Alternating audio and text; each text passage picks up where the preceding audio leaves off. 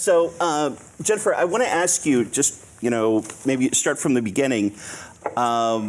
Where did you grow up? Were you always interested in working in television and features? I grew up in Maryland. Mm-hmm. I knew from a weirdly young age that I wanted to do something that wasn't like a 9-to-5 desk job. Like I knew I wanted my job to change and be creative. Yeah. I came from a very scientific family where I'm definitely the black sheep. My dad's an electron physicist, nanotechnology guy. Oh my God. My mom's a child psychologist, and my brother's an inventor, so a mechanical engineer. Wow. So at the dinner table, he would invent things that sometimes my mom and I would get bored at, but they were really cool ideas. And I would do characters. I had this one character who was a baby. This is horrible, but a baby whose mom would wrap her in tinfoil and put her in the microwave. I had a wonderful upbringing. I don't know where that came from, but I had this crazy voice, and I was like, that's where the voice must be. So I would do weird things like that. So I also really loved improv comedy. Yeah. I begged to stay up to watch Fawlty Towers, to watch David Letterman. Well, that's actually how we met. Oh yeah. Yeah. And this is something I want to ask you about this too, because I had to rewatch it. Jen and I met at in an improv class at the Groundlings, and I think it was your first episode that you wrote was I'm blanking on the title. Surveillance? Email surveillance, okay. Right? But in that episode of email surveillance. It's all about the B story is Michael's horrific improv class that he takes, where he's the worst improver ever. And I just wanted to ask, that doesn't have anything to do with the people you're in class with. No. Okay, all right. The people were fantastic. Okay. I do remember that we had one teacher who they had to tell you took a beginning class, and then you'd get advanced to the intermediate class. Yeah. And I can't remember which class we were in, but I remember in one class the improv instructor from the Groundlings told 5 of the 20 people in class that they needed therapy. Yeah, well, he would boo us, remember? That's what it was. I was are you allowed to do that? We're supposed to be able to be vulnerable and say whatever we want. And then all of a sudden you're oh yeah, and you really have some things you need to work through. Yeah. I was this seems not good. We would go up on stage. We would do a scene, and his name was Tim. I won't say his last name. Yes. And Tim would go, "No, boo!" It's Comedy generally thrives in a supportive, loving environment, not an aggressive, angry one. But I kind of remember that. Flashbacks. Yeah. So you went from Maryland to BU? I went to BU, yes. Did you study film, or what did you do? I did. Well, at first I started in just a general core. It was called the core curriculum, where we just read a lot of books. That's mostly what I remember. But actually, I also remember I had an astronomy class where one of the kids saw the sun at night, and I was nope, I'm pretty sure that's not the sun. But it was we were just getting exposed to different things. I transferred into the College of Communications, so TV and film, my sophomore year. Mm-hmm. But this was how nerdy I was. I went to go. I think I applied for the transfer, and then I went to go find an advisor, and I was hey, when I move out to Hollywood, do I have to compromise my morals and values to work in TV and film? He's let's get into the school first. Let's just figure out if we can get in, and then we'll talk about that later. But well, let's jump to compromising your morals and values. Yes, exactly. Okay. So you graduate from BU. Graduated from BU. Did an internship in London on a TV show called the 291 Club, which was basically Showtime at the Apollo. I don't know if anyone's British stand-up? heard of that. Yes, British stand-up and American comedians that were flying out to do stand-up, and American musicians, but I think a lot of American comedians.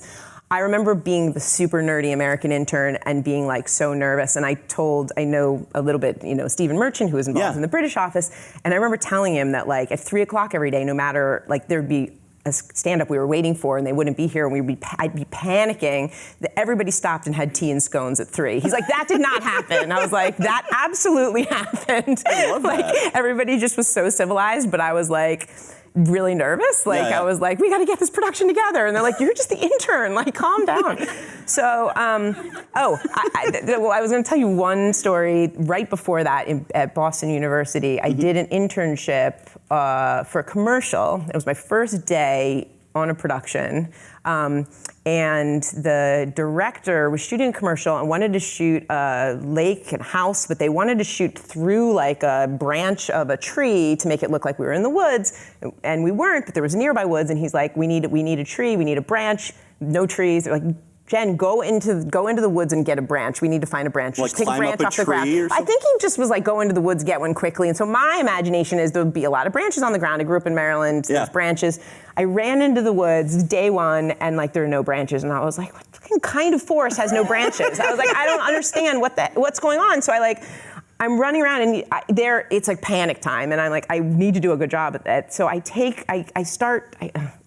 one of the things I'm going to talk about is I'm working on a movie about trees right now, so it kills me that this happened, but I took a branch and I started trying to twist it off the tree, and it was a little branch, I'm sorry tree, but like I was like trying to get it, it wouldn't come off, I bit it. I bit the branch off the tree, and I kind of tell that story because I feel like you have to really want to do.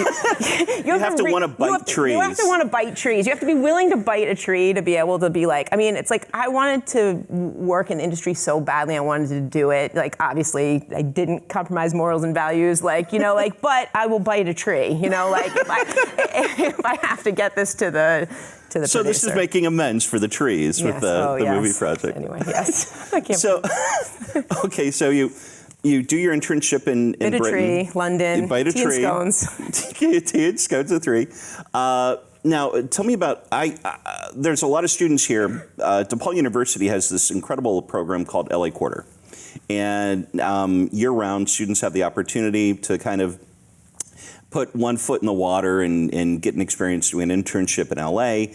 Awesome. And right now, we've got dozens of students who are wondering, how do I transition from doing that internship to getting a paycheck for working on a show?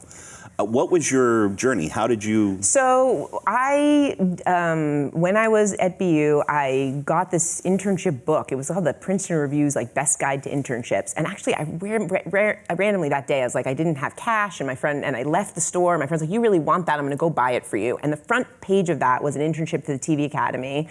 They have the Academy of Television Arts and Sciences has an internship program in like a million different categories. Mm-hmm. It's like casting and episodic series and drama series and cinematography. And I entered into that and got an internship through the TV Academy, ended up on Home Improvement for I think like 6 or 8 weeks is how long the internship was. Oh, okay. I felt incredibly lucky to have landed on that show because they were very willing to find out what we wanted to do. Were you working with the writers as an intern? What were you doing? No, so I got the episodic series internship. There was also a writing internship, which I didn't get. I had like a Simpsons spec that was like 17 pages long or something. I think it was not formatted right. It was like all sorts of problems, but. So mine was like a general show internship. Mm-hmm. But I did immediately start to figure out, I thought I wanted to write. I was pretty sure I wanted to write. Yeah. I had the nerdiest list. This writer who's now running, oh my gosh, I forgot the name of the show. Howard Morris. It's a show about 2 older women, Jane Fonda. Yes, thank you. Yay. A Netflix series. Yeah, okay. So he was one of the writers on Home Improvement, and I had, again, the theme of my life, I think, is nerd, but like I had a list of like 50 questions, and I would, every time he came out of the writer's room to like go and run and take a call or go to the bathroom or get coffee, I was like, pick a number between 1 and 50, and he was like, 37, and I was like, how do you think of ideas? So I definitely did a lot of like nerdy kind of trying to figure out what it was the writers did, make sure, I was pretty sure I wanted to do it pretty fast. Mm-hmm.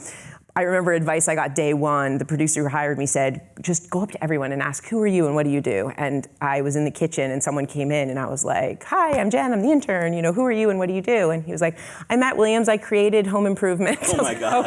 Oh God, okay. All right, well, thank you. Wow. See ya. But he was really lovely. So the advice I guess I would say about that, about how to make an impression. I saw people do a good job at that, and I saw people do a bad job at that. And I think what was surprising is I think so many people thought that they had to make sure that everyone knew that they were better than a PA job. Like they felt like I need to show I'm a writer, I'm a producer, I'm a director.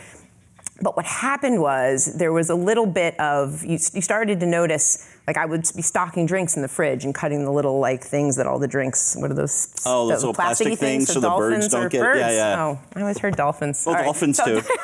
But, I was doing that and the director came in and he's like, I used to do that. I mean, so many people came from those levels and those jobs and no job is better than any other job. And I think people kind of had a little bit, the people who had an attitude and said like, oh, I'm really a writer, but I'm just doing this because I have to, didn't tend to get helped as much as people who threw themselves into whatever it was at the lower level because they know they're doing it, they're learning, they're growing to get to the place. And I think that there were definitely people with attitudes and chips on their shoulders at a very young age, and they didn't end up, it took them a lot longer to get where they wanted to go. Do you think that might be because it's sort of an unspoken vetting process, that it's, yes, you have this degree, or yes, you've written these great samples, but you're working there and you're doing these jobs, maybe getting coffee or cutting the things. Yes. But it's not just for the task itself, but it's also to develop some sort of trust that, yes, this person is responsible, they show up on time, they do these things, they complete this task, they have a positive attitude. And then after a while, yes, I will read your spec or I will consider you for this position because it's vetting. It's like, this is my pitch to you. No, that's exactly it. Yeah. It's exactly it. It's however they do this is how they're going to do the other things. Right. It's not like they're just going to wait and be good once they're given the kind of job they want. It just doesn't work that way. But I found that was a feeling that people had felt like they had to separate themselves out in a way. And another thing I noticed is that, and this was an interesting one, is that writers would every once in a while say, hey, is there something I could read of yours to an assistant? And they'd be like, I have 13 scripts. And they're like, which one is good? They're all excellent. And it's like knowing your best thing. They're knowing the chances are, maybe not, maybe it was like a young Aaron Sorkin, but if you're 20 years old and you have 13 excellent scripts, 11 suck. Yeah. So it's kind of like, and getting, another big thing is making contacts, making connections, asking people for help, but being respectful and, I love to try and help people as much as I possibly can, but I also want to tell people that sometimes I can't do it or sometimes other people can't do it. And I think it's understanding that people have other things to do. Yeah. So if they're going to be able to take the time to do it, that's wonderful, but that it's not expected, because I think that there's a lot of people who just kind of assume that so I will always say ask for people to help you, ask for connections, meet a million people because you don't know where that connection's going to come. So how did you make that transition from intern to writer's assistant? Well, I'm sorry. Wait. Yes. It was writer's assistant and then staff writer? So, yes. And before that, so do you guys know Home Improvement? Does anyone Remember Tim Allen? Yep. I think, oh my gosh, they're so young though. Was it like Nick at Night? Was it, or something? Probably, yeah. So early on, I was an assistant. So I was an intern, a PA, then an assistant. When I was an assistant, my boss was like, hey, do you want to come up with everything Wilson does? And I was like, yeah. Wow. So I got to research, I had a folder for him, winter activities and spring activities. And I remember once they were doing a Thanksgiving episode for Home Improvement, and they were like, what is he going to cook? Or, what's around the world? And somehow I found out that lutefisk was something that was I don't know if you know about lutefisk. It's fish that's cooked in poison, weirdly. Oh my God. Okay, look it up. It's crazy. It's cooked in lye, but it's some delicacy. But it's Swedish or Norwegian or something. And I ended up needing to research it. And the internet was just sort of starting. Yeah. So I called IKEA and I talked to this kid. And I was like, you called IKEA for recipes? Well, this kid's grandma. He was like, my grandma makes it. So he gave me her number. So I was talking about how to do it. But back then, ABC and Disney had so much money and they just throw money at things that I would if it was 10 o'clock at night and the libraries were closed for LA, I would just call libraries west of LA. So I called Hawaii libraries and I just started going libraries backwards through the world. People that were still open? Yeah, still open. Oh, that's great. Yeah. That's so great. I came up with Wilson stuff, and then I also sat in the room, and when I was a writer's assistant, I would basically play a game where I would wait till the writers would be trying to think of a joke, and I would try to guess what they would like what they would come up with. Because you can have a different sensibility than, like, my sensibility wasn't necessarily like Home Improvement, it's a little bit more like The Office, but I wanted to have an opportunity there, and I was so excited to be there, so I would try to think of what the Home Improvement writers thought was a funny joke. So I did that like 100 times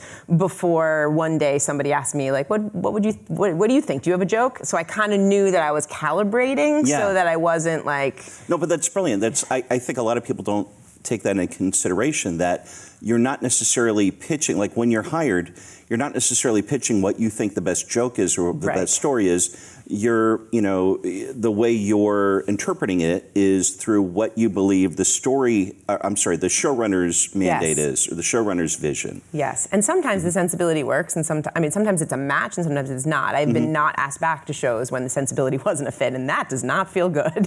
Is it just sort of like a delicate ecosystem of a writer's room? Like, it's not like people are, fighting with each other or mean or crazy necessarily, but like you've got to have a balance of like, or maybe they are, I don't know. They're like, no. More or less it is. It's a very, like, the Office writers' room was fantastic, and it was such a good, and I've been so blessed to be in the best writers' rooms, but I was remembering today when I was trying to think about early on experiences at Home Improvement at the very beginning, and this guy was lovely, but there was a staff writer who when I was an assistant, they needed a script really fast. I think that there was a strike. The actors went on strike, and only 2 people who came in were Tim Allen and Wilson.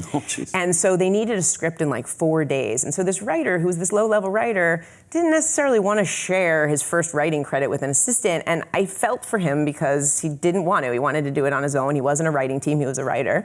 But I remember he was like, let's just plug in another keyboard, and whoever gets the joke first wins. And I was like, oh my God. Wow. So it's like you're trying to quickly write a joke. So there's a little bit of that on the very lower levels, because people are feeling like there are 300 people that want to replace me, so I better be good and I better do a good job. But most good rooms don't have that type of environment, or they let the lower level people realize that you're not competing with each other. You're both here because you're good. You can listen, you can pay attention for a while, you can learn the sensibility. You don't have to talk. You can talk if you have something to say. If you don't have something to say, you can still continue to learn. And so it doesn't feel like it's breeding that kind of environment. But I do, as I went up the ranks, I tried to make sure that environment wasn't happening, because there is a competitiveness, just because it's such a competitive thing to get a job, that sometimes the people who are feeling the heat the most are the ones on the lower level. Well, I'm putting you on the spot with this question. Yes. Can you, just off the top of your head, what would you say are like some of the major top 5 do's and don'ts for a staff writer in a writer's room on their first job? I would say, if you have something to say and you want to, and it's okay if it's not like it doesn't have to be the perfect, most wonderful thing. If you have something to say it. But if you don't have something to say, don't feel like you have to talk just because they're paying you and this is your opportunity and I better say something. I would definitely say to take improv class. There's a thing that happens, and it's amazing to, it's terrifying when it first happened to me, but it's like, you'll pitch a joke, you'll be in a room, right? And you're in the lower level, you're scared, you're nervous, did they make the right decision? Everyone has these imposter feelings of like, I shouldn't be here, and why did they pick me?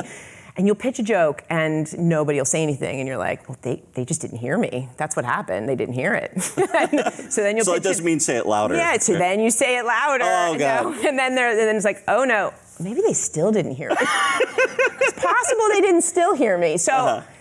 The skill of having to say something, having no reaction, and then I've seen writers shut down for a month after that, because they're just they say something, it doesn't go over, and then an hour later they say something else, it also doesn't go over, and they're just like, I'm out, I'm just gonna quietly be here. So it's realizing that it's okay to try something, and not everything's going to be hit out of the gate, and it's fine, and it's a learning experience to just be kind to yourself. Another thing I would say, and this is the improv thing too, is to yes and everything. I don't know if you guys know about that rule. It's yes and. So if you're doing an improv scene and someone says, I'm a Martian, you don't be like, no, you're an orange. Then the scene's over. It's like, oh, I'm a Martian, yes, and what planet do you come from? So if somebody's pitching an idea in a room and you don't like it, which happens a lot, it comes up in rooms, you then, I think instead of just saying no, it's like, oh, well, here's another thing. And I think that's a big skill because there are people who kind of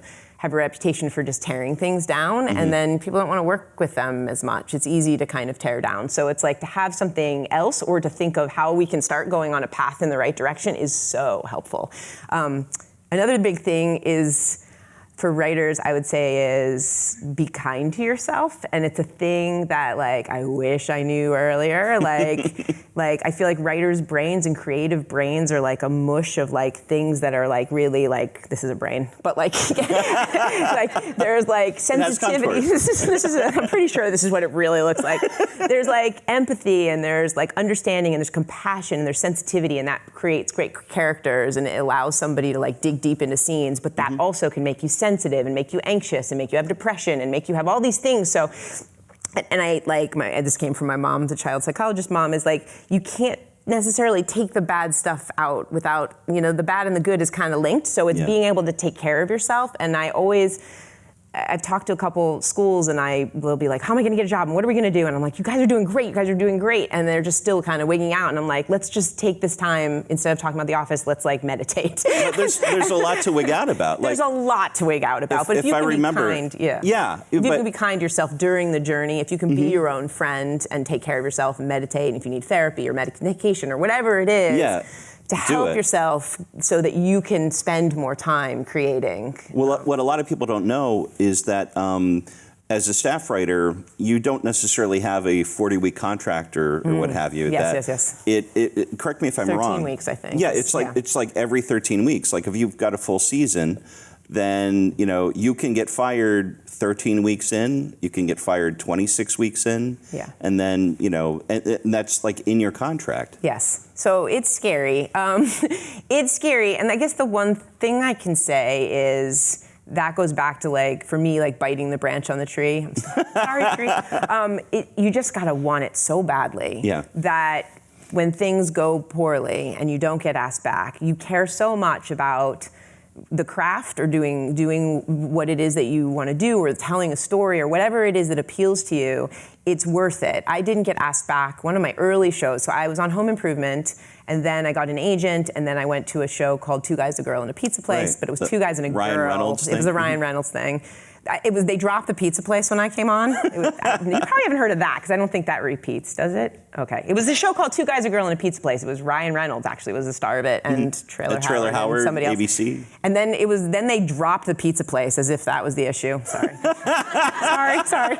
I just remember Mad TV, which you might not also know, had a sketch called The Pizza Place once, and it was so funny. It was just people sitting around eating pizza one night. It was after Two Guys, a Girl, and a Pizza Place dropped the Pizza Place. But I didn't get asked back after that. It was my first year after Home Improvement, and all these thoughts were like through my head of like, I only got promoted because I was a girl, and they were like I was the only woman on certain staffs, and I was like, they needed a girl writer, or they needed this, and like they all just cared about me, and I wasn't really good, and like so just a million bad thoughts went through, because I was like, this is my first job after the nest of going up through the ranks, but I sat there and licked my wounds for a little bit, but I was like, wait, I really want this. I have to do this. So I wrote a spec script, panicked, and out of that panic wrote a spec script that then got me my next several jobs. And so it's like, I just wanted it enough, because I think there are sometimes you'll meet people who just are really excited about having the credit, or they're really excited about the money, or they're really excited about something, which is all lovely things, but it's like, if you don't want it enough, it's really hard. And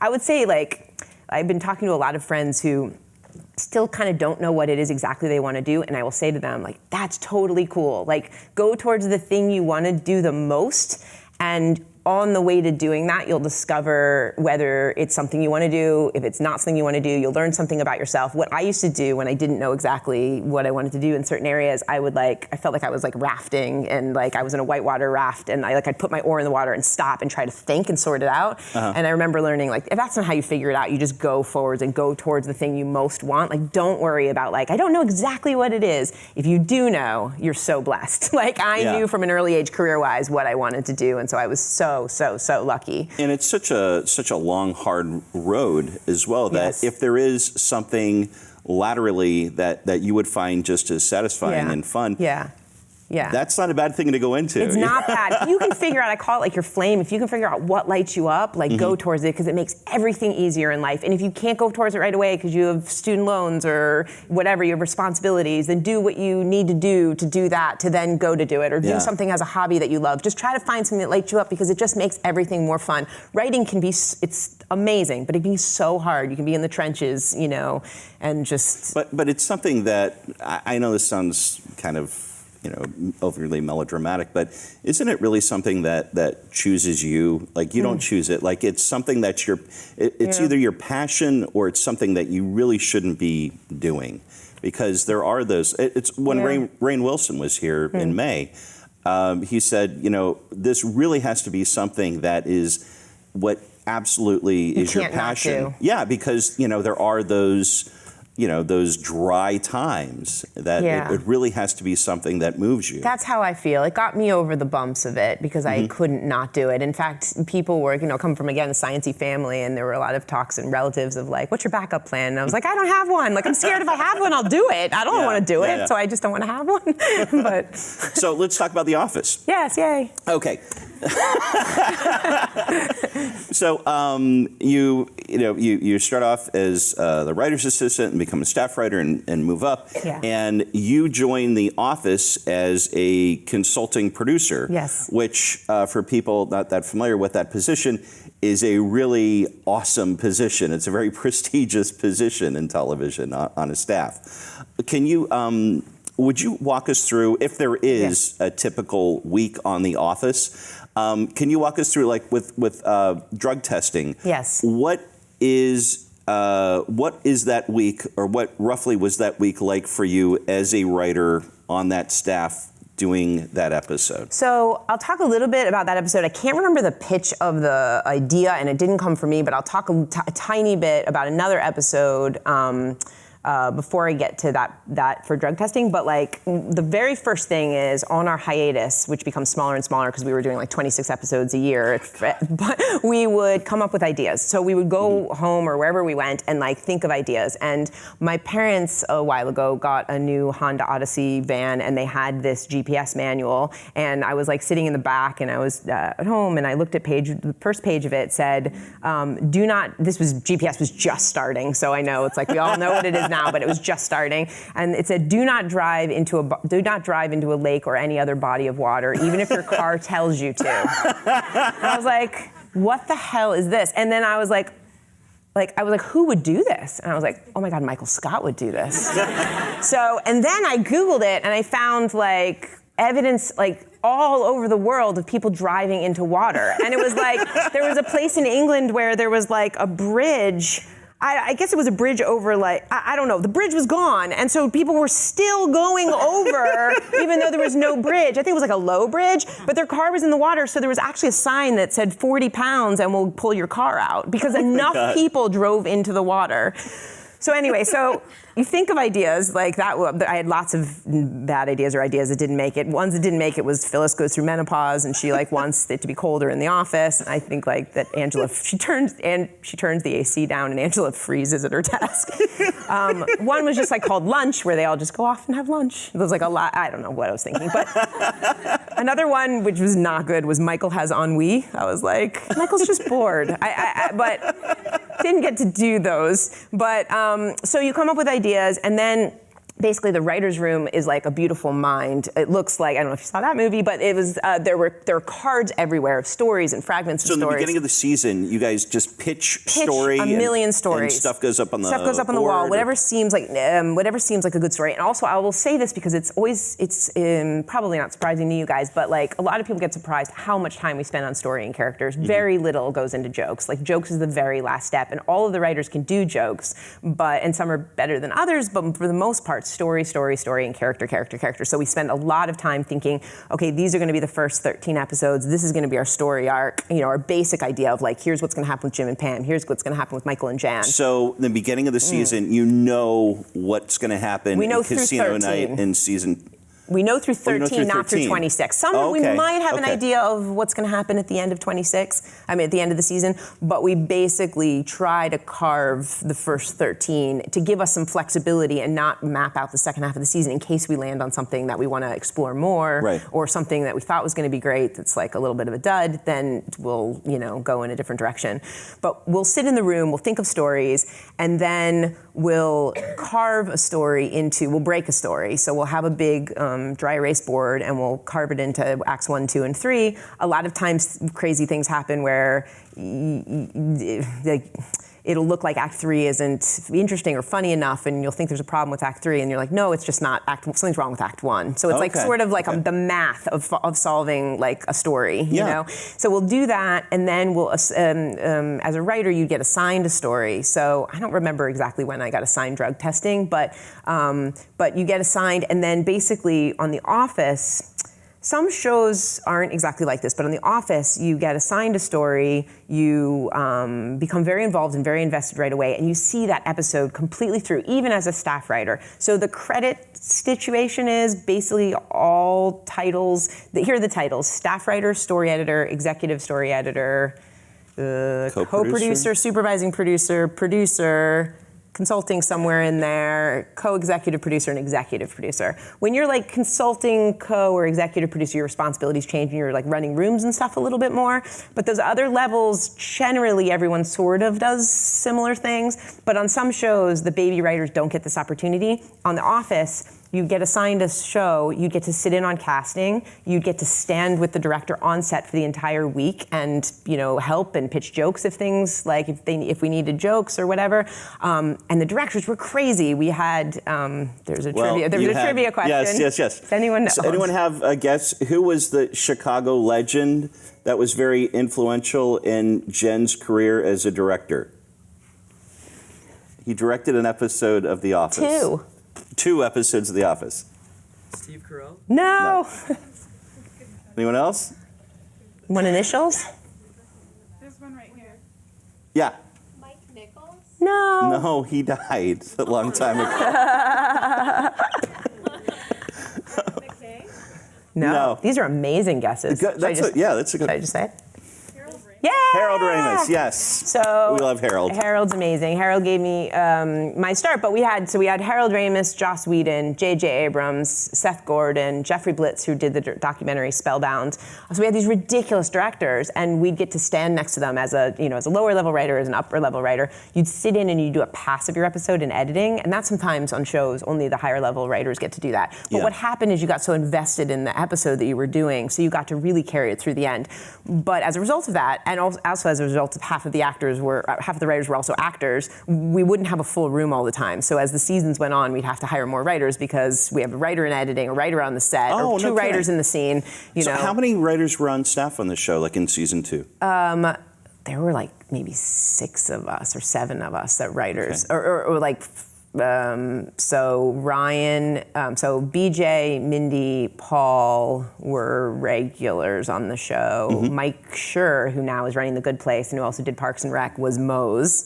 Yes. We would call him out of his room. He was running Parks and Rec, and we would call him out of his room to get in like an Amish neck Put on the beard. and like a corduroy jumpsuit to run behind a tractor for 6 hours. And he's like, I got to take a notes call from NBC. Like, I'm running a show. And we're like, you're Mose.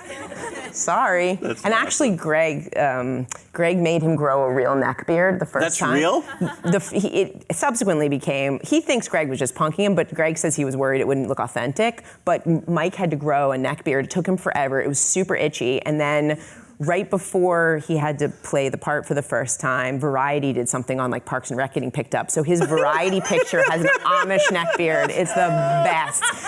And then I think Greg was punking him, but I'm not sure. He said he wanted to make sure it looked good. But anyway, I don't know how I got off on that tangent. Oh, this was like what it's like to be in a room. So we're in the room. We have all these cards. We have reminder cards. One said Michael Scott is not Homer, just to remember that he's like a fully fleshed, not that Homer's not fully fleshed out, but just to make sure he's a human being.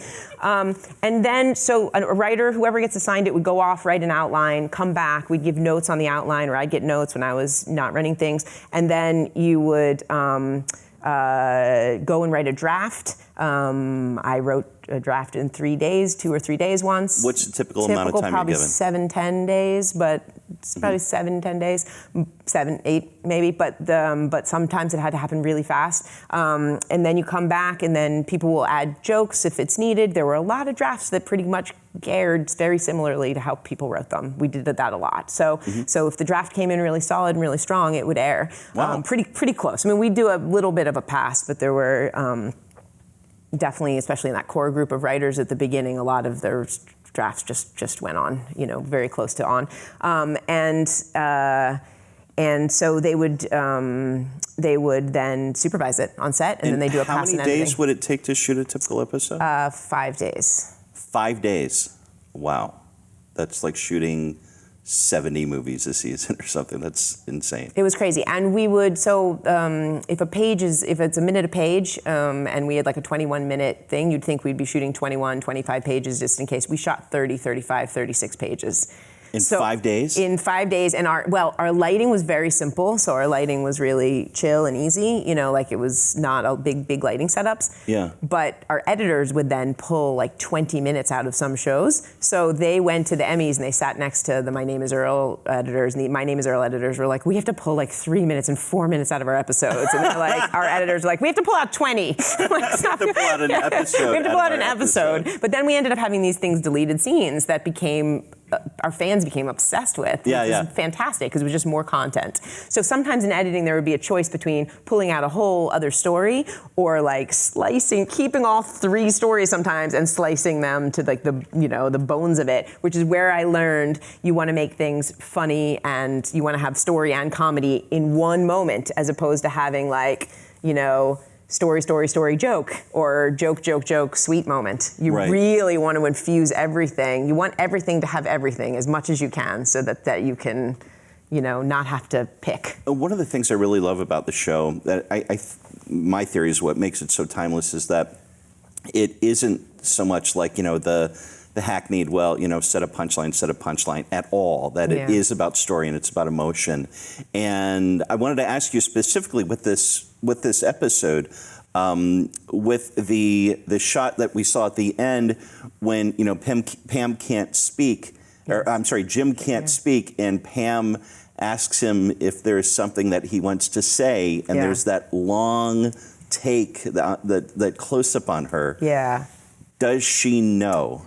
As the writer of that episode, does Pam know that Jim is in love with her in that shot? I would imagine Jenna and I talked about that, but and I don't want to speak for her because I think it's interesting. What I think happened there, what I thought was happening there, was that she knows, but she's not necessarily gonna make a big deal out of the fact that she knows, but she absolutely knows something just happened in that moment. But how much she felt that too, I bet we talked about, and I can't remember her takeaway, but it's like, that was written to like get him to look down and to have her to realize. Was that intentional foreshadowing for Casino Night? Yeah, for her to know. Yes, for her to know. Yes, for her to know that there's something. There's something, and I spent a lot in editing. A lot of times, I would try to add extra pauses and extra things, and the editors who are phenomenal, Dave Rogers, like phenomenal, would be like, "There's too much space in the scene. There's too much space," and we'd go through and we'd pull out the space, and the episode would be tighter and funnier.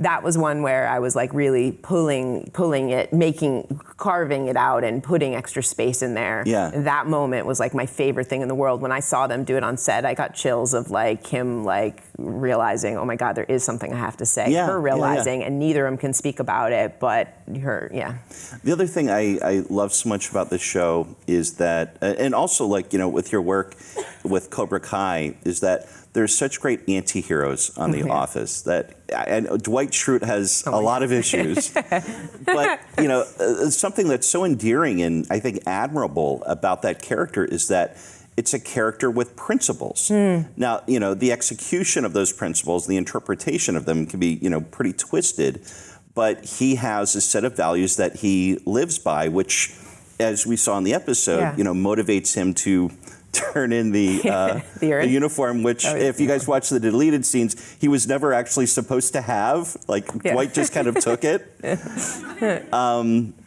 And also with Johnny Lawrence and Cobra Kai. Has anyone seen Cobra Kai yet? It's like the most amazing show. You guys have to watch the really show. Good. It's I think incredible. you can sign up for like a free month and then like cancel it, and you. It's just. This is YouTube. Hi. Yes. Oh boy. No, it's fine. It's gonna so be fine. incredible. It's gonna be great. But Johnny Lawrence, Bye YouTube. the villain from the original Karate Kid movie, is the anti-hero. Yeah, it's 33 years later, and the guy who swept the Karate Kid's leg is like waking up, passed out, drunk on the floor of his apartment, and like, you know, he's lost custody of his kid, and his life is shit, basically. And Ralph Macchio is the best car dealer in the valley, and he's like slick, and his like we got to chop the competition, like, and he's just like, oh, like he's got all these annoying billboards all over like Ventura Boulevard. But the other thing I love about Johnny and that I love about Michael Scott is that you know, there's this these elements of humanity in these characters that, you know, display these really, you know, despicable acts sometimes. But I want to ask you, as a writer and as a director, what is it about the anti-hero that you feel is so appealing to audiences now? That there's so many anti-hero shows. So I have a couple of things. I don't think necessarily we're as flawed as some of the anti-heroes on TV, but I think everybody has good and bad. Everybody has flawed. Everybody has things that they're working on and things they're proud of. And so I think a character who's just too clean and too like great and perfect doesn't resonate. So I think that they're just a more three-dimensional layered character. But as a writer, I absolutely love reaching for those tiny moments of a person who is struggling or has a crazy view of the world where they're trying to do something good, or they're, you know, like Michael Scott, we spent a lot of time on him second season trying to figure his character out. 40-year-old virgin and come out, and we were talking about like empathy and getting people to feel for him. And I remember talking to my dad, who was a boss, and the idea that bosses have to fire people sometimes, and it's not fun. And usually when you watch a TV show, you take it from the point of view of the person who's getting fired and you empathize with them. But how hard it would be for a guy like Michael to fire somebody because all he cares about is being liked and loved, and he cares about his family. So kind of like reaching in, and at the end of that episode, he like just passed out Halloween candy. So it was like finding those tiny moments, like with Johnny Lawrence on Cobra Kai, where he's just trying. He's got the wrong vocabulary and the wrong ideas of a lot of things, but he wants to. When he wants something, or kind of he's a caveman. trying. Yeah, there's a caveman quality of him that makes it like I did an episode. I wonder if I'm allowed to talk about this. Well, I did an episode. I won't say what the episode is, but he just like was kind of wearing a button-up shirt, and like just even putting him in a button-up shirt, where it's like, you know, it's just kind of he's not, you know, meant to be in that, and just feeling that, I just like want to hug him. So I really like writing characters where you have to reach for that stuff, you know. And so in a character who's working through stuff or flawed, or I care about them, I'm rooting for them, and I want to feel dimensions, but I also like when you think of one thing and then they surprise you with a little... With unexpected humanity? I love that. I love it. And a very weird thing about The Office is I ended up leaving. I love The Office, my favorite show I've ever done. But I ended up leaving to write a movie. But the last day, I said goodbye to Steve Carell, and he completely surprised me because he's like, I have a feeling this is going to be really difficult for you because I think you work out a lot of your own stuff through my character. I was like, what? And like, I heard there's an Office game now where people in offices say, which one from The Office are you? And I was like, he said I'm him? Like, and it can't be Angela? I can't be Phyllis? I'm Michael Scott? Anyway, that was strange. How many cats do you have? But I have 0 cats. But then I started realizing I had Michael Scott moments, like, I was at a stoplight, and it was like a really long stoplight, and there was a train, but I quickly pulled out my laptop, and I was like gonna send something, and I was like imagining like Michael Scott and being pulled over, and I'm not texting, officer. I'm emailing. I was just like, so there's moments where I start to feel like maybe I am, but I love finding the humanity in all characters. It's one of my favorite things, and I feel like, you know, they can have a different or a twisted way of doing things, but I don't know, the more I talk to people and the more I hear people's stories, like we're all basically the same. So it's like I like seeing that sameness in characters who feel very different from. Well, I mean, you're wearing two really, really challenging hats as a writer and as a director. Can you tell us, as a writer, what has that prepared you for in becoming a director? The biggest thing I think is a couple people, when they've hired me for a director, they felt kind of at ease because they figured that a writer would care very much about the story and the character. So when I look at a scene, I kind of think, when I'm writing a scene and also when I'm directing a scene, what's the most important moment of the scene? And I think about that first, like in terms of setting up shots, is like, what's the crux of this scene? And then when I try to think about how I would steer an actor through an episode. There was one episode I wrote of The Office called The Duel, where Andy found out, that's the one where, and this was not my idea, where Andy tries to run over Dwight with a Prius because it's silent under 12 miles an hour, and that is not my idea. I love that, but I got to go off with that script or go off and write that script. And I remember discussing it with Ed, and Ed's like brilliant, but at first he was like, oh, if I found this out that maybe something was going on, I'd immediately explode. And I was like, uh-oh, because there's a half hour of you not exploding until the end and going through these different phases. So then it's like how I talk to the actor about how, and I didn't direct that one, but how you get through from beginning to the end, and I love that. And so if I see a script that I'm preparing to direct where something, I don't know how to tell the actor how they would be playing this part in terms of where in the story it is, then I would bring it up to the writers and say, like, I think I know what you're trying to do here, and I'm concerned that maybe this pulls in a different direction, or what do you think I should do to steer this person through? So that's mostly how it's helped me, is story, being a kind of keeper of the story and the characters, and making sure that all the things line up the way the intention was. I'm adding my own flair too, I mean, a little bit, adding my own way of telling the story, but making sure that I'm not just like, oh, this would be a cool shot, and not paying attention to. So then, to flip the question, then, is that how has directing influenced you as a writer? I write a little bit more visually, which is really helping with Tree movie, because, as you know, trees don't move. Paul Lieberstein, Toby, said to me originally, he's like, if you break this Tree movie, I'm going to quit and be your assistant, because it was like, how are you going to do this?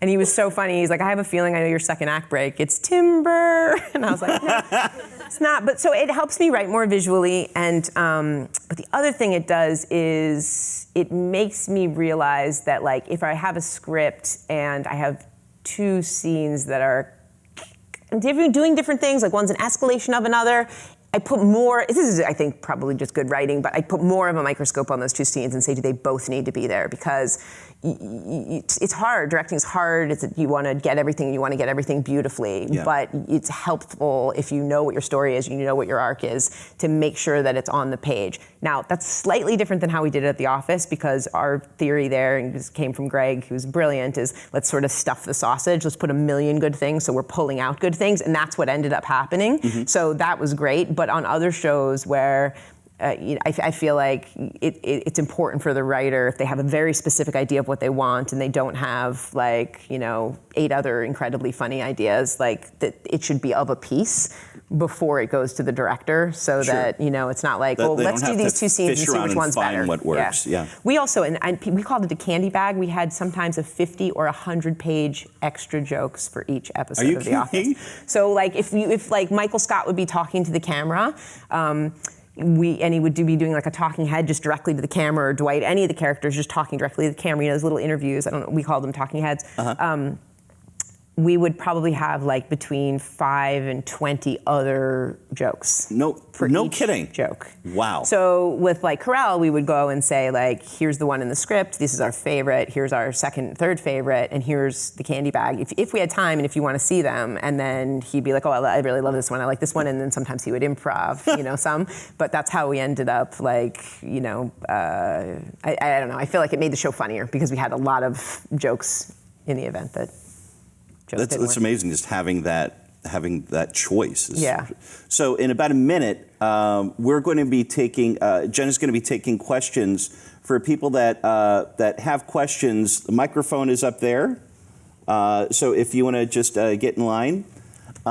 Before the first person comes up, I just want to quickly ask you, you've worked in multi-camera shows with Home Improvement, you've worked single camera with The Office, you've worked 1 hour drama with The Newsroom. Right.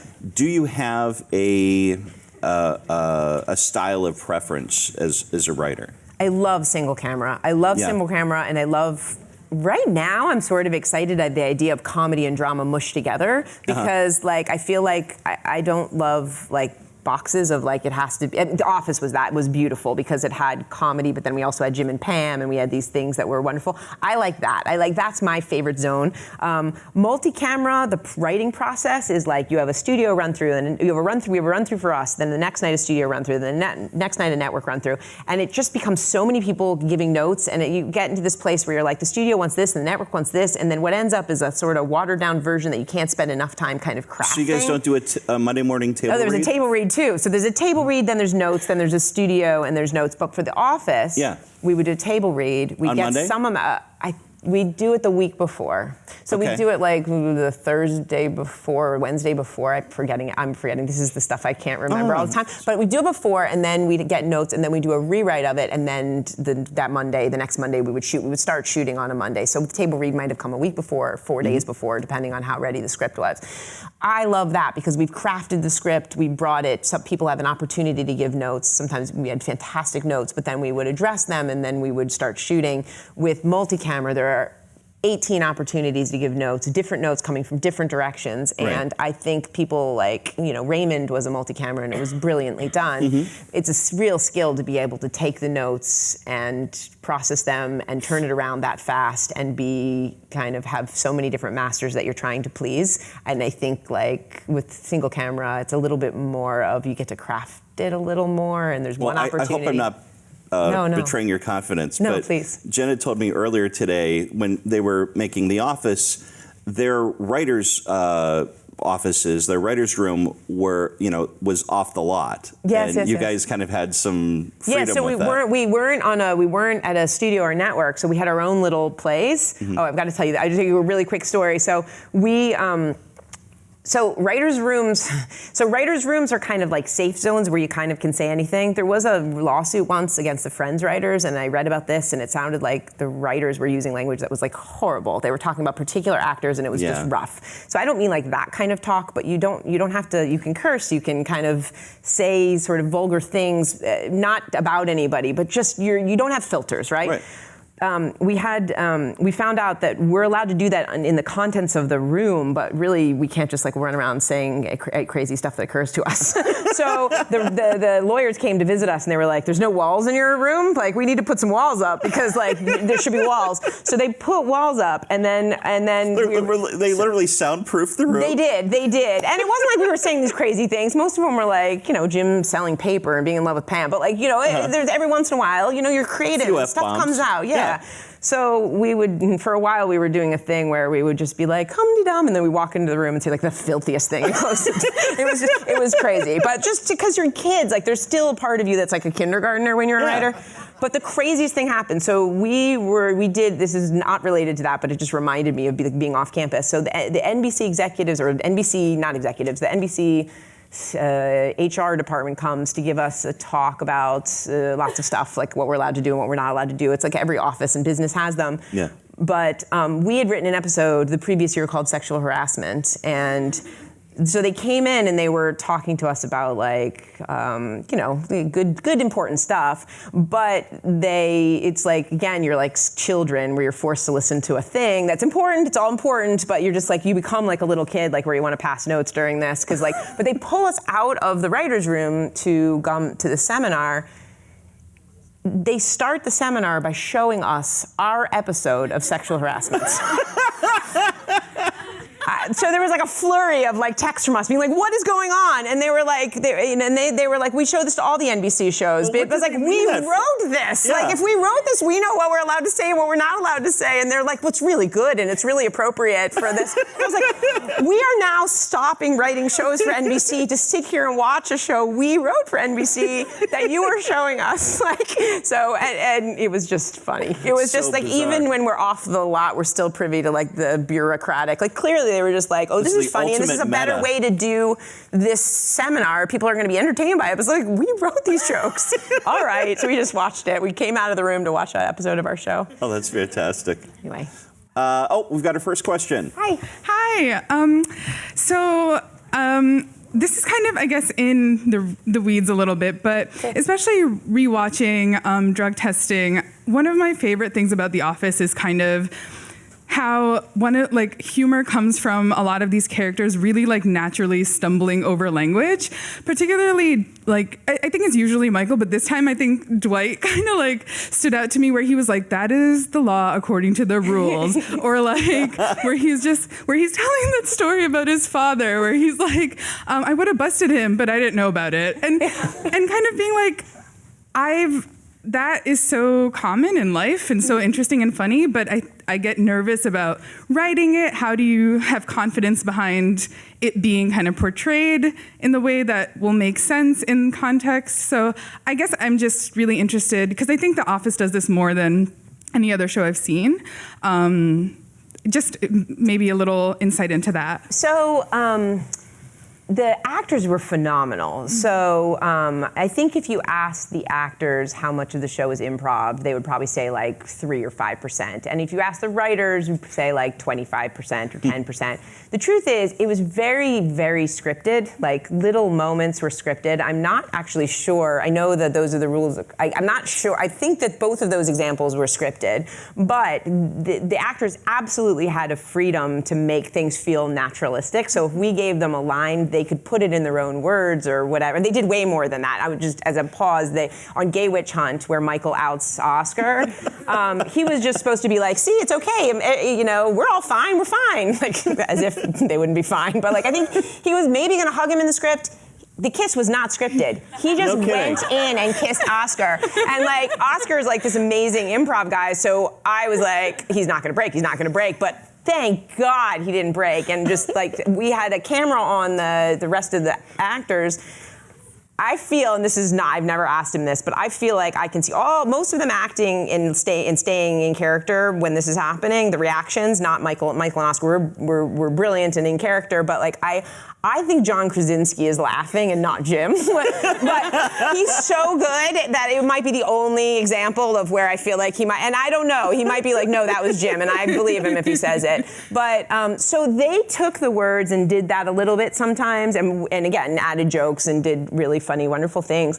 I would say it comes from creating, like Greg Daniels created these brilliant characters, and they were so of a piece that you knew that one might stumble a little more, or one might, that the rules, that everything was through a filter of like, this is how Kevin talks and this is how Dwight talks.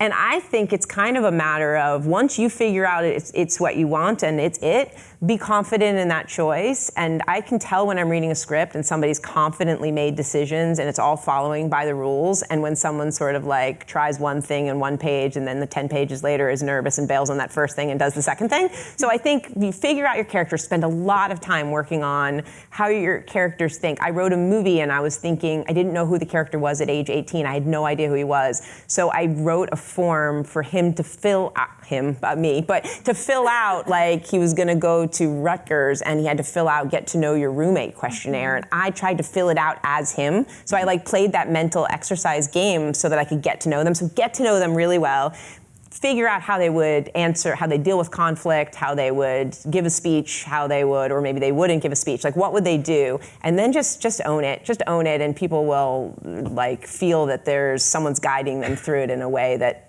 has integrity. Thank you. So, sure.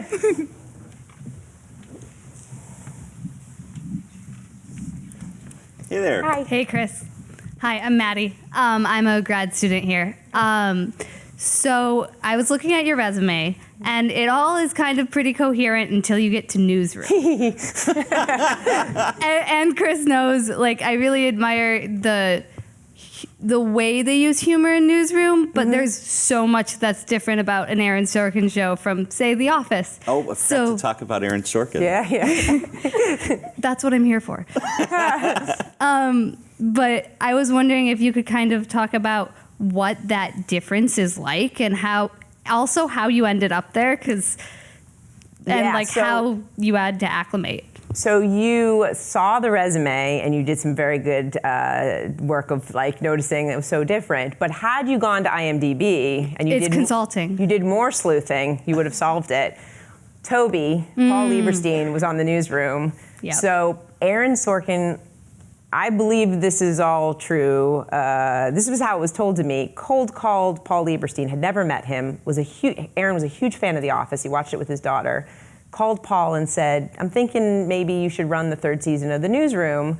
You know, if you do that, it'll come back. If you don't, I'm not sure it will. Because it's like he had other things he had to do. He wanted to do it, but he sort of wanted to work with someone. So Paul ended up, helping Aaron ran the room.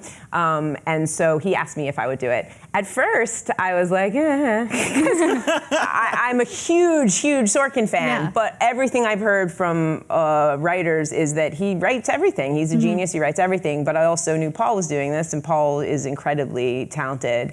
I had I respect Paul like crazy. He's brilliant, but I couldn't believe how well exactly what you're saying, like this is a big difference. Paul was amazing running that room and helping break stories.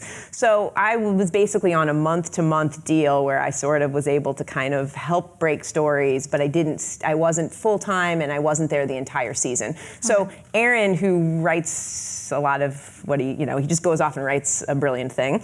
I'm pretty sure that's his process. He asked us to help with stories, but there was a funny. The beginning, there was a little bit of like. He's had a lot of writer rooms, and it's kind of an interesting thing because he is Aaron Sorkin. There's a little bit of like, how are other people going to help him? And I think this was it worked. We kind of helped with the stories, and then he would go off and write. So we would be sort of like a think tank, but not just kind of doing research documents about things, like really figuring out like this would be an interesting story, and this is how we carve it out. His first sort of speech to us was like, I'm so grateful and I'm so thankful, and he was charming and lovely, but he's like, I'm so grateful, like this is, we'll talk about things, and then, I'll end up having to make a decision of which way I, want to go, and that's what we'll end up doing. And I like raised my hand. He's like, you have a question? We're 20 seconds into the first day. And I was like, yeah, if you say something and I'm like, hey, I think we should go a different way, and you say no, like I want to go my way, I'm not promising you I won't bring it up again. Like if I really feel strongly, I'm going to bring it up a second time. And he said, that is fine as long as you're comfortable with whatever I say to you in response to the fact that you keep bringing it up. And I said, you can't say anything to me that I don't say in my head to myself all the time. And he's like, we're good. That was it. That was day one. So it was a different thing, but I loved working with Paul, breaking stories, and I loved working with Aaron. And John Lovett was in the room, so he does Pod Save America and Love It or Leave It. He's brilliant. He wrote speeches for Obama and I believe for Hillary also. Wow. And a woman, Deb Schoenman, who was on Girls. It was just a very talented room. A funny thing that you might appreciate, and I will not say who did this because there were a lot of people in and out of that room, but at one point Aaron was stuck on one little thing involving something, and we were trying to help him, and it was a story thing. We were trying to figure out which way to go, and somebody said to him, and I kind of saw it starting to happen, but it was like water spilling where it's like already too late, and someone was like, hey Aaron, do you know about the book Save the Cat? Oh. And I was like, oh, no. He handled it very well. But somebody was suggesting that he read Save the Cat to try to help him with the story. And I was like, Aaron's got this. What did he say? What? What did he say? He was very gracious. He was like, oh, no, I'm not. Actually, I'm not. I can't remember, but he handled it very well, and he didn't make the person feel like insane. They didn't mean to like insulate the writers. No, it was response. lovely. It was lovely. He handled it very well. But I was like, I'm watching somebody tell him to read Save the Cat to figure out a story thing. Oh. Harsh. But no, he was great.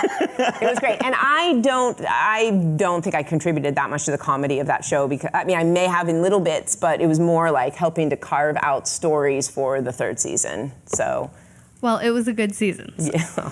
Paul, Thank you. Paul and Aaron and John. Wow. Aaron, there's this book called Screenplay by Sid Field. Wow. It was amazing. God. Hi. Hi, my name is Monica. Big fan. So I have a question about the second season, first episode. It's the Dundies episode. Oh, yes. So Pam gets a little, I guess, drunk, and there's a scene where her and Jim kiss for the first time. Yes. So I was wondering how come that was like never brought up again, like throughout the show. Huh. Interesting. Yeah, because like that was like the first time that they kissed, and I don't know. I just thought it was like cute or whatever, and was like I don't know. So this is going to be one of those moments where the fans remember and know more than I do. Did he kiss her on the cheek? Did he kiss her? No, on like the they lips? No, kissed she like kissed him. she kissed Kissed him him on the lips or on the cheek? on the lips. Lips. Whoa. She was Pam. drunk. Yeah. I think she was drunk. I mean, I know she was, but I'm going to assume that it didn't. It's not in the real world. It counts, everyone. But I'm going to assume story-wise, it didn't feel like they had crossed that. Like it was kind of a loose, unthought of thing, and then the tension started building more and more between them, and then it became a bigger deal to kiss and to have that moment. So that's what I'm guessing. But I wish I could answer better than that because I don't know. But one fun thing about that episode was we do these product placements sometimes, and Chili's was involved, and they came to set. It was not a Chili's. We made a Chili's where no Chili's existed. We found this old abandoned place and made it into a Chili's. And what happened every time we involved product placement is they were totally on board until like they were like, wait, she's drunk in this scene? It's like they were like, no, we would never serve too many drinks at Chili's. So it was like panic time, and I wasn't on set, but I heard Steve Carell solved the problem where there was a guy from Chili's there watching over the script and, didn't realize till that moment that Pam was going to get drunk. They put him in a uniform and they put him on camera saying, we make a strict policy not to overserve, so she's not invited back into Chili's ever again. So he's the manager that says that. So he's the manager to solve the problem. And I heard that since then they have lifted the ban and she is allowed back. But I'll find out and I can tell him like what the kiss. I'm sure we talked about it. I just don't remember. But my guess is because she was drunk and it was before that it just. Jim thought it didn't count. It didn't. She wasn't. Yeah, it was an impulsive thing. Maybe it showed him that there's a little feelings there. Yay, but it wasn't like I'm gonna leave Roy kind of thing. Right. Okay. Well, thank you. You're welcome. I'm always scared there's gonna be like office trivia night and I'm gonna be at a bar and I'm not gonna know any of it. Jen, are we supposed to believe that? It's good for me. Hi there. Hi, thank you so much. I have like 6 questions. I wish I could ask them all, but thank you for being here. Sure. It's not a question. So you mentioned that being kind to yourself is important if you have a creative brain, especially. You also mentioned that you find yourself relating to the Michael Scott character and finding that funny and like humbling and strange. Do you think that there's a connection in some way as a writer or as a creative person where you have these things that you're like, oh, this is embarrassing or this is hideous or whatever, and by enabling yourself to put some of those things in a character, you can be kinder to yourself? Do you have anything to say about that, I guess? Does that make sense? Maybe make sure I understand. Yeah, please. I'm sure it makes sense. Okay. I started thinking about the most embarrassing things I had to put in a show, but and whether or not I could share it. That's what ended up happening while you were talking. But Okay. So by putting things that are embarrassing into a character, it helps me kind of make peace or be kinder to myself. That's kind of what I'm getting at. Yeah, like is there a connection or a thread I like think there? so, because I really think that everybody is sort of in a lot of ways the same, and we're unique and we're special and we're all rainbows, sunflowers, what's the word? Snowflakes. But we're unicorns. We're all Unicorns, right. amazing unicorns. But we all have troubles and we all have worries and we all have doubts. And I feel like through talking about that stuff and through putting it in characters, it makes people realize that we're not alone. And I feel like one of my favorite things about storytelling is connecting people. So I definitely think that's the case, like where you put in something and then you feel more comfortable with that aspect of it, and also people will relate and they'll be like, oh my god, that totally happens to me. So yeah, Thank you. Sure. There's a great catharsis with There's that, a catharsis too, yeah. Mm-hmm. I was trying to imagine if I could tell you the stories, but I feel like I can't. Quietly after I can tell you some, maybe. Oh, cool. So we have time for one more question. Hello. Wow, Hi. it's really bright.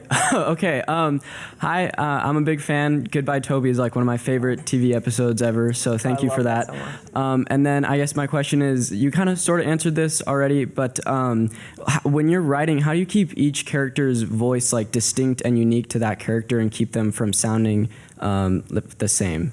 So when you're creating a show or something, it's very hard, and you have to, I would say, go through that process I was describing earlier, like take your character, like think about what they'd be at lunch, think about what they'd be on a fight, think about how they would be guilty about something, like how would they handle a million different situations, talk like them, try anything you can do. With The Office, they were so distinct, like Dwight was so distinct. At one point, we like described him as Amish Nazi, like this, he's this weird smush of things, but like try to figure out who they are. And also, weirdly, like, we had a thing where we were trying to figure out Kevin a little bit more because we felt like we were being too lazy and going to, like, he eats a lot and he's not the smartest. Like, there would be times. And so Greg is like, put up a thing of like, okay, here's what you know about him. We know this about him, and we know this about him. What else do we know about him that's not these two things, but that can go with these two things? And weirdly, after that, I had come up with something where Holly comes into the office and thinks that Kevin is like mentally slow. Oh, yes. So like that was exactly what we were not supposed to do. That was yours? Yeah. Oh, I love that. That's exactly what we're not supposed to do. I like dug in deeper to him not being smart. But like I was trying, based on the assignment he gave, of like figuring out like how to what is true of him. So it's really, really, and it's very hard at the beginning of a script. And I also think that at the beginning of a script, introducing a million characters at once is very hard because it's hard for the reader and they get all the names confused. So really, really try to make your characters as specific as possible before when you're starting a script. And on the on one show that I was on, which will remain nameless, but whoever did the sleuthing work will be able to figure this out probably. Not newsroom.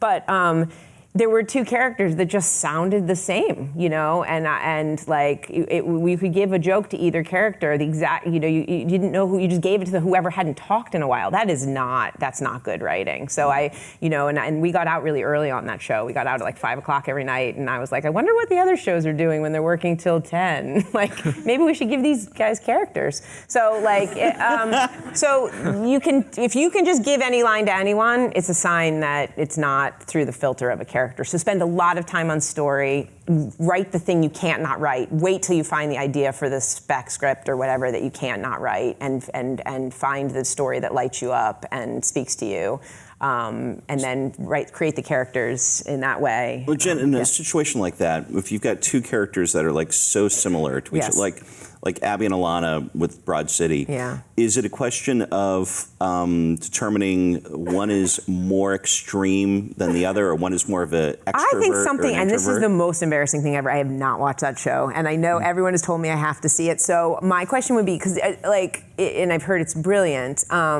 I would wonder if there's something that differentiates the two of them, and maybe it's not, and that's the style, and that's fine. No, but what approach would you take? Like if you've got a buddy comedy, where you've got two characters that are on the surface very similar. So I would play a game if I was doing a buddy comedy and say, why these two? Why I can only they're the only two that could be in this comedy. And I mean, this is the worst example of it is one's messy and one's neat. But that example of like one is really the one I go to a lot in my own writing is one really selfish and one's really selfless. I just sort of like the how they see the world that would cause them to bump up against each other and create more interesting scenes, because if they're exactly on the same page all the time, you're taking a good conflict generator out of it. So I would try to find something. I would imagine them sitting down and like, they're ordering breakfast and they're like, the waiter's like, it's an hour and they haven't gotten their food. Like, what do they start bickering about? Where's the friction? Where's the tension? Okay, cool. Yeah, or like something that differentiates them, yeah. So I'm told we have time for one more question. All right, well, thank you so much. Sure. Thank you so much for taking this question. When you have a brand new project and you're developing characters from the ground up, how far do you go in developing that character, that three-dimensional human being, and how much do you leave up to the actor who's cast? So I'm a weirdo. Let me start with that. A lot of other people I've heard will think of this type of actor when they're starting to form their character. I really want to think of the person there'll be like a trait from somebody and a trait from somebody. I mean, they're coming from my brain, but I'm sure they're influenced by 18. It's usually, I've never like met a person and just taken them and made them a character, but like I'll have a mush of characteristics or things that I want to put in a character and then have them and see them. So I really want to have that character really known to me. Then I would love to find an actor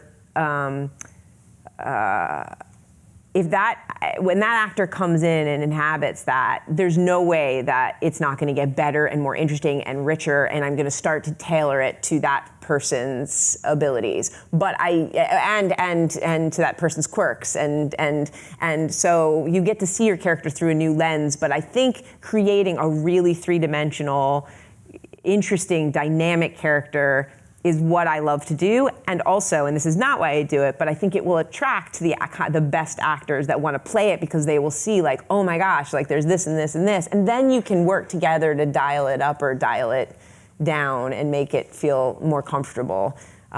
Greg was incredible at that. He was the best showrunner. I've worked with really good showrunners, but Greg had very strong ideas, but was very interested in the actors' input, and they all had a stamp in making their characters shine. So, so it's like, ideally both, but I think you start with something very full and very interesting and dynamic, and then you know to change it if somebody comes along that's just making it more interesting. You're slowly getting darker and you're gone. Oh, there you're back. Thank you very much. Thank you. Welcome. So we have. You saw that too, right? I did. Okay. I thought my corneas were. No, I think that was the sign that we're probably done. But I was so like, maybe my retina's detecting. They're bright lights. So we've got a room full of producers. We've got writers, directors, actors that are about to embark to LA. So just to close out tonight, do you have any parting words of wisdom that you can give? Oh my gosh, good luck. No, believe in yourself. Believe in yourself. Go for it. Do what you can to help yourself. Like I said, take care of yourself mentally, physically, meditation, working out. I believe in taking calculated risks, saving up the money when you earn it so that it can afford you, if there's a couple of opportunities, to wait for the right one to come along. So you don't have to kind of take anything that comes along. At the beginning, you kind of do a little bit. Not anything. Protect yourself. I know there's a lot of Me Too craziness going on. Don't get in with those weirdos. But really try to take care of yourself and protect yourself, but take risks and know. This is easy to say and a little bit hard to do sometimes, but I feel like know when you're getting something out of a job, know if they're going to promote from within. If they're not, learn as much as you can there, because every job gave me something, even the ones I was let go from. But know when it's time to take a risk and leave for something else, and believe in yourself enough that you can take that risk. And if that risk doesn't work out, it's going to be okay. I mean, financially, try to save enough so that, and also be willing to work at Starbucks or willing to do something to be able to give you the job. If you decide to leave a job that's not a good fit and to take another job, and then that job doesn't work out, if you can do something else to make money while you're waiting for the right job, it will really, really help you. So I know that there's sometimes you get stuck in a job where you're like, well, I have a job and I'm working, but they don't promote from within, and you could end up being there for a really, really long time. So don't be afraid to leave. You'll take something from every experience, but know when you've gotten enough out of it and you're ready to kind of try. Ask a million people for contacts and help, and to read your stuff, and understand if they can't. But the more people you know, the better. there's coffee shops you can write in, and there's one called Aroma Cafe on Tahunga in Studio City, where I think there are at least 3 or 4 Oscar-winning screenwriters that write there. Oh, no kidding. Now I'm like, yeah, and I was like, I wouldn't be like, hey, what's going on? I heard you wrote Seabiscuit, but like, if like, you know, like you start to get to talk to people, be kind and, you know, like maybe don't jump right in with read my stuff, but like get to know people you don't know. Like I would write office scripts in Starbucks, and like, you know, people would be like, what are you doing? And I'm like, oh, just writing a spec script. Because I couldn't at that time help them, you know, or had the time to help them. But yeah, and I think I used to say only that like if you have to go for it if you love it so much. You have to go for it because you'll regret it if you don't. And I think it's hard and it's challenging. I don't want to lie to you. It's like competitive. But Greg said, and I believe, if you write something beautiful, if you have the skills to act in like a beautiful way or produce something wonderfully, I believe you will get work. It's just you can't control when or how, or so that's where it's like keep trying to make contacts, save your money. But I do think great stuff rises. So like, you know, it's like I don't want to give you false hope because it is hard, but you know, you guys are here on a Friday night, you must be awesome.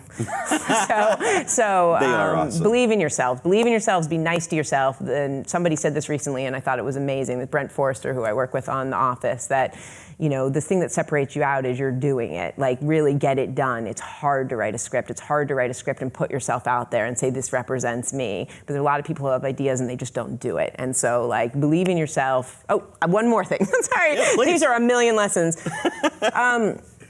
I wish I'd known this. Make goals that are achievable. In between 2 shows, I said, like, I was in between, I think, Andy Richter Controls the Universe and Greg the Bunny, or maybe flip those. I don't know. I was unemployed for like 4 months, and I was like, I'm going to write something in my original voice, and here we go. And I was like, I'm going to write 8 hours a day, and I didn't. And then I was like, I'm going to write 6 hours a day, and I didn't. And then I was like, I was feeling so frustrated and annoyed, and my mom's like, make a goal that you can achieve, write 10 minutes a day. And I mocked her for months. I was like, 10 minutes a day? I'm a professional writer, 10 minutes a day.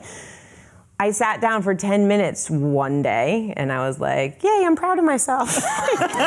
Not kidding, this is what happened. So I did that and then I was like, yay. And then like the second day I sat down and 10 became 15. And like the third day I sat down, I was working at Pete's Coffee. I don't know if you have Pete's out here. I was working and I saw this person at the cash register, and I was looking at their body and I was like, how much can you tell about somebody from their feet? And I was like thinking about that, and I was like, there's jokes about people's feet, and then I like looked up this person's body, and I was like, I wonder how much you can tell about the middle of them. And I wrote a short story about a woman who works in a button factory in quality control, but she falls in love with the middle of a man. And that short story, which I finally finished just because, I mean, for months I did no writing and just hated myself. And then I did 10 minutes, a few days, had the idea, and of course it took a while to do it, but that got me The Office, and that got me a lot of my future gigs. So it's like, make goals you can achieve. If you're scared about like starting to look for a job because it seems so overwhelming, just buy resume paper. Just do that. That's day one. Just buy resume paper and then like peace out and watch TV. So please, let's give a hand to Jen Celotta.